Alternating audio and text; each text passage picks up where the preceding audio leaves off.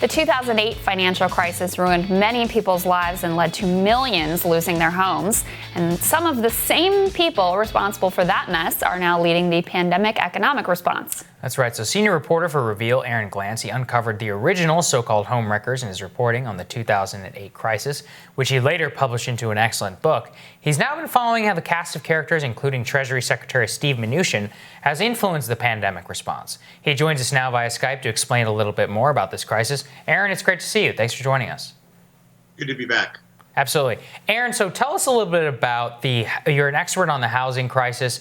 What are the similarities in the crisis that we've learned to what we can see in how the government has responded to this particular crisis this time around? Well, what's really concerning me is the number of these mortgage-backed securities that we're seeing really, really shaky right now.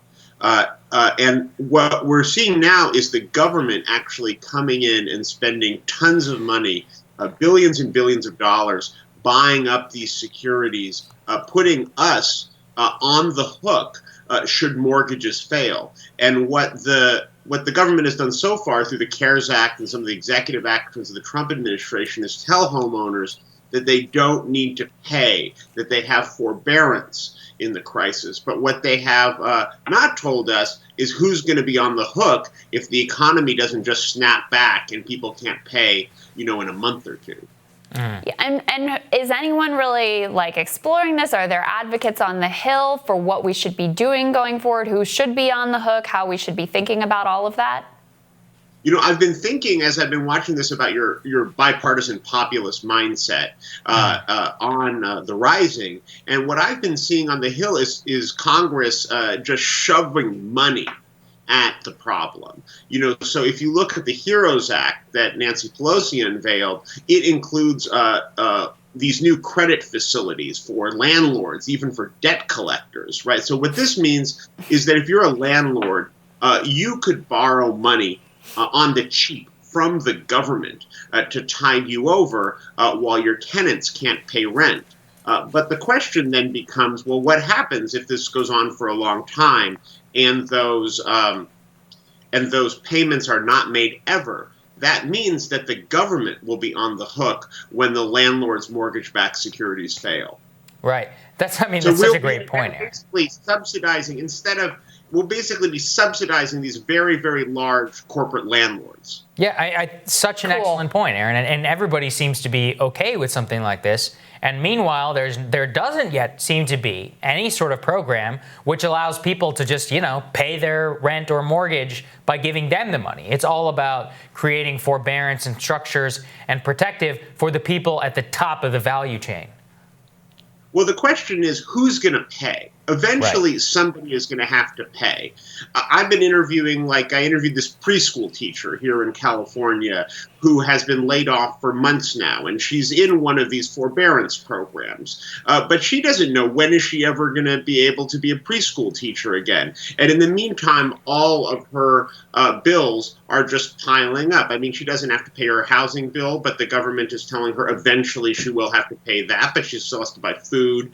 She still has to pay her electric bill. She still has to buy gas, all these other things. And so eventually somebody is going to have to pay that bill. And what Congress is doing so far is they're saying, okay, we're not going to do exactly the same thing we did in the 2008 crisis, where we allowed the banks to foreclose on everyone. And then we told them, please be nice to homeowners. We're telling the banks, okay, put these foreclosures on pause, but eventually somebody is going to have to pay. And what I'm seeing is very, very quietly through a lot of financial jargon, we are providing a ton of very cheap financing to the people behind these mortgages so that they will already have been paid by the time that homeowners really start to worry. And we already have millions of homeowners in these forbearance programs. Mm-hmm. Aaron, another area of your expertise is you covered in depth some of the characters and the villains, I would say, of the housing crisis. And one of those characters is Treasury Secretary Steve Mnuchin, who is now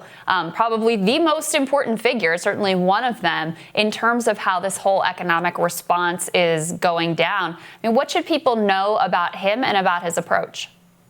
Well, I mean, what we know about him is that he is one of the leading profiteers over the last crisis, and he sees everything as an economic opportunity for himself and for other people like him.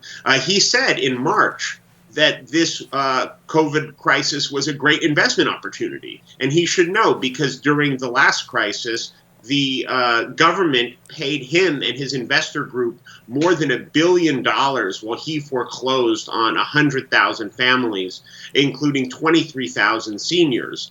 And what I see now from Mnuchin is a lot of his old friends looking to him for handouts. So we were just talking about how lots of tenants can't pay rent and landlords are looking for a bailout.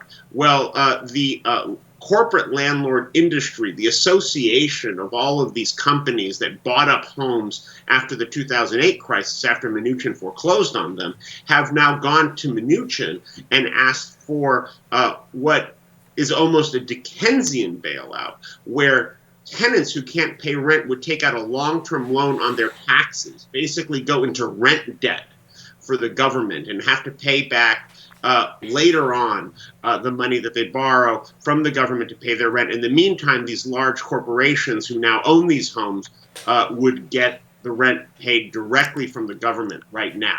Yeah, well, that's pretty dystopian there, Aaron. So thank you for laying it out for us. We really appreciate it. Always great to have you, Aaron. Thank you. Absolutely. All right, we'll have more Rising for you right after this.